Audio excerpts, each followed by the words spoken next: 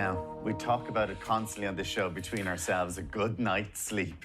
And it just isn't about beauty. There are many other important reactions happening in your body while you're sleeping. Yeah, things that I just didn't realise, and the time that you're sleeping. Here to tell us more about the science of sleep is sleep specialist Anne Marie Boyhan. It is an absolute pleasure to have you here, Anne Marie, and I am...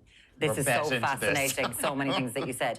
So can you tell us more about the 3 key ways a good night's sleep affects the body? Because this is mentally, physically and metabolically. Yes, so a good night's sleep. So we're looking at, for adults, about 7 to 9 hours sleep. That's what we should be aiming for. And when we sleep, we have that rest and recuperation, but it's not just rest and recuperation. It actually affects us in 3 ways. So mentally, our concentration is better the next day. We're more focused. We're less, fatigued, basically. Then physically, we're less physically tired the next day if we have a good night's sleep. It also affects our weight. It affects our appetite. And then health-wise, it affects us. So if we don't get a good night's sleep for a long period of time, it's going to affect our health. And say if you're not getting, and there'll be a lot of people going, oh, 7 to 9 hours. Where do I can never get that. Yeah, there's a lot of new mothers. There's a lot of new mothers. There's lots of people who just won't be able to get that. Is there a way of maybe catching up or napping or doing it? Is there a way of catching up on those hours that you've lost that are beneficial?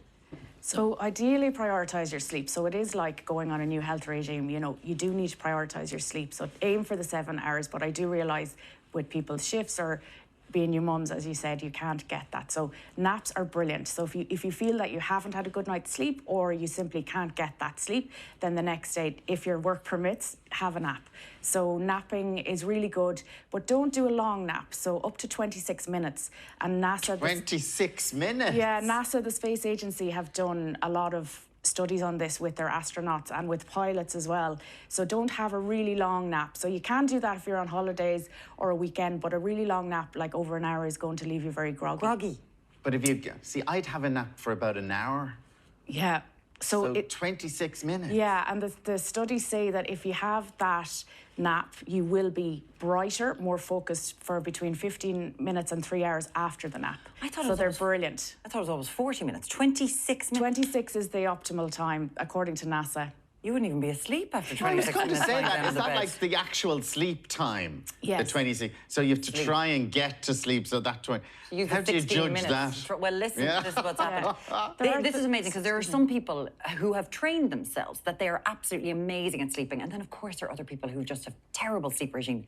But is there an optimum time of night to be asleep? Does it do something, the timing? Yes, it does. So there was a recent study done by DFS that showed that Irish people are only sleeping 6 hours a night.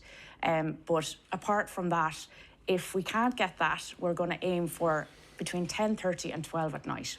So that's, if you were to choose your best quality sleep, that's when to be asleep. So I always say to people, try and be in bed for 10 to be asleep by 10:30, because from 10:30 to 12, all the heavy lifting happens in our bodies. So there's a thing called the human growth hormone, which helps our melatonin production, which we need for sleep.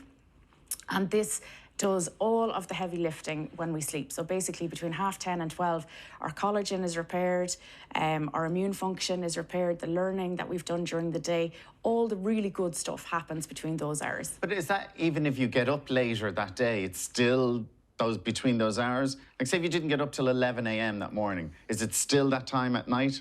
That happens? Yes, it is. So that's why I always say try, prioritise your sleep and get to bed early, because if you're missing out on those hours, so if you're going to bed at midnight, you're missing out on all that. I'm just, because I suppose for an awful lot of people who work night shifts, like might be coming home, hello, how are you, just, before they go to bed.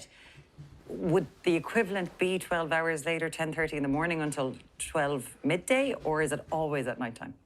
So that's in general for people who go to sleep at normal hours. Okay, gotcha. Night shifts are quite hard because they do totally throw our body clock.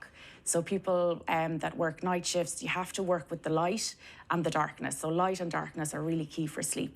So you need to be getting light and darkness at the right time. So for example, if you work a night shift and you're going home afterwards, it's important to be really dark. So put on your sunglasses, keep your room really dark and be as dark as possible until you get to bed. And we do, I know we've spoken about this before, we go in, when we sleep, we go into sleep cycles. What are the cycles? So, excuse me. So we do about 4 to 6 sleep cycles in a night. So there's 4 stages of sleep. So there's stage 1, 2, 3, and 4.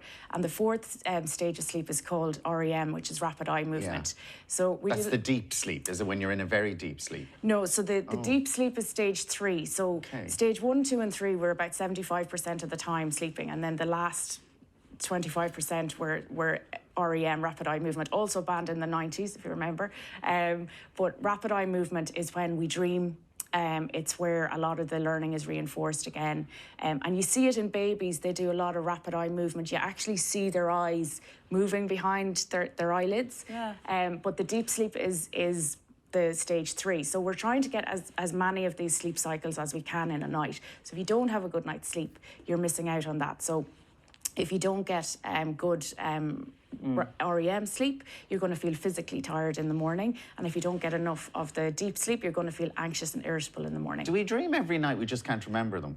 So we dream, the remembering of dreams is in the REM, is in the REM sleep. So that's when it's really vivid. So if I can't remember having a dream, do I never go into REM?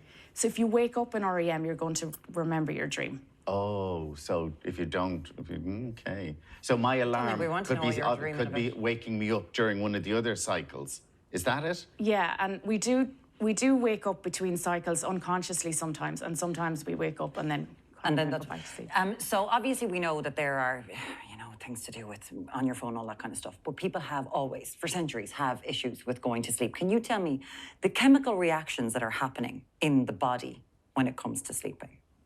Yeah, so there's a lot of chemical reactions. So sleeping happens at the start of the day, would you believe? So when we wake up, cortisol happens, so we have a shoot of energy. So that's our get up and go. When we get up in the morning, cortisol goes up, and that makes us get up and go. And then throughout the day, that dips. Yeah. And that's our circadian rhythm. And then our melatonin starts producing, which is our sleep hormone, in the evening. So getting that in the evening is really crucial, so you don't want any lights kind of interrupting that, like the blue lights. And then we have our liver detoxifies from about 1 to 3 a.m. Then our melatonin peaks from between 2 and 4 a.m. in the morning. And then we have that half 10 to 12 hour as well with the human growth hormone. The collagen. And so there's, yeah. The literal give me the beauty sleep. The beauty sleep. Anne Marie, could people be low in melatonin and that's why they don't get a good night's sleep? Or is anybody ever, you're iron deficient or whatever? Yeah. Could some people be low in melatonin? Yeah, so I test for melatonin with my clients at the sleep care company. So basically, melatonin is produced, we produce it naturally. We produce it in our brain, the pineal gland, and also in our gut.